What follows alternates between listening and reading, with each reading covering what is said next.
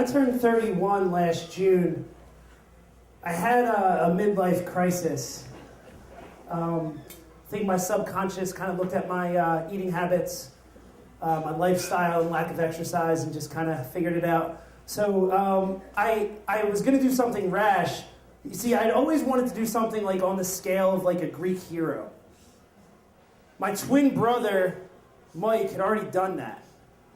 He was much more athletic than I was. Like, in Little League, he batted second, and I batted 13th. And it was on our dad's team. And, you know, he played varsity basketball in high school. I played varsity Model UN. And he had run a marathon. He'd run several marathons, and his best marathon time, he ran without knowing with mono in college. So when I turned 31, I signed up for the Philadelphia Marathon.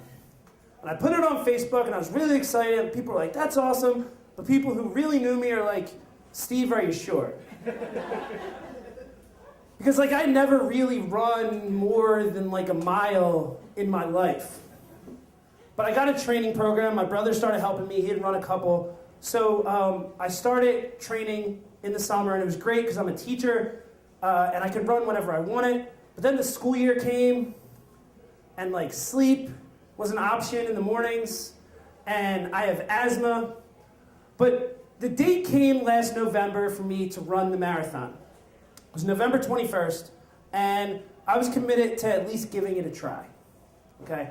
So it's November 21st. I'm not as great shape as I would like to be, but I'm committed to trying, and I'm in the, if you've ever done a marathon or helped out, you know there are packs. I was in the slowest pack, and I was there with my friend, and she said, you know, I have a mantra, and her mantra was, my mind is strong, my heart is strong, my body is strong. And like I just real quick thought, like I'm Catholic, like please God let me not die, amen.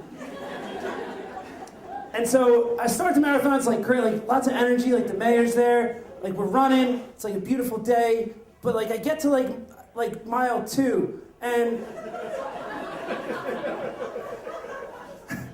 and there's this guy with a sign on his back that says 2 knee replacements. And I see that it's on his back because he's passing me. And I get to like mile 6.5. And my brother, who lives in the city, comes out and he meets me.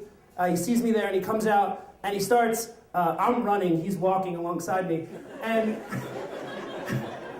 I'm like sweating. He's there for like the next 7 miles or so. And he's giving me advice. And there's like lots of people, and it's really exciting. It's about 3 hours at this point that I get to mile 13. And he's like, you know, this is awesome. You did a half marathon. You can quit now. Are you sure you want to keep going? And there's like tons of people around me. They're super excited. And I'm like, yeah, I'm going to keep going. And I get to mile 13.2, and I'm like literally the only one there because everyone else was just doing the half marathon, and they split off. So I'm all by myself. If you know Philadelphia, I'm running up Kelly Drive by myself, and I pass the water stations, and I'm like, I think I'm the last guy in the race. And they're like, yeah, we think you are too. So there were a couple people behind me for a little while. So I kept going, and I get to mile 17, and marathon's 26.2 miles for, I think, okay. So I get to mile 17, and I see this thing. There's a girl near me, and there's this van with beeping lights that's about a mile behind us. And I ask her, what is that van? And she says, that's the lag bus. That picks up runners who are not on pace to run the marathon in under 7 hours. And I start to freak out, and I'm like, I gotta cut out some pee breaks, and I'm just gonna keep going. So I kept going, and I run through, you know, if you know Philadelphia, I run through Manayunk, and some people offer me a beer, which I think is like a sick joke at the time. And I get to mile 21, I'm on like what's sort of the home stretch, turning back onto Kelly Drive, and at mile 21, a guy pulls up next to me on a tricycle, and he says, Steve, right? You are now officially the last runner in the Philadelphia Marathon. If you fall behind pace, the van's gonna have to pick you up. And I'm just freaking out that like I've just done like over 5 hours 21 miles, and now I'm probably gonna have to give up. But I go to the guy and I'm like, I have 7 hours, right, before you get me. And he's like, yeah. And so I'm running and like I'm cursing this guy behind me, and I'm freaking out, and I'm like, I didn't know that a marathon was timed. Like, I thought you could just get through. I guess every Greek hero has a tragic flaw. But I kept going, and I got to mile 23, and there's some police there, and I'm like, can you please pull this guy over? And they do for a little bit. And I get to mile 24 and a half, and it hits 7 hours, and the cleanup crew pulls in front of me. I'm like less than 2 miles away from completing this marathon, and I'm like, there's this combination of panic and just sheer frustration. But the guy who's in the lag bus behind me pulls up next to me and he says, it's okay. I'll tell him to get behind, just keep going.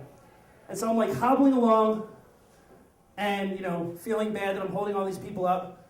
We get to 7 hours. We get to about the 25th mile at about 7 hours. At about 7:16, I hit mile 26, and I hear the sarcastic announcer say, we checked, this runner did not go off course at all. The last runner to finish the 2015 Philadelphia Marathon is Steve Clark. And I finish at 7 hours and 20 minutes. And the mayor comes up to me and greets me, and he says, I just wanted to stay till the bitter end. I said, thank you so much. And, while it might have been a good idea to train some more, panic in this case enabled me to do something that I'll remember for the rest of my life. Thank you.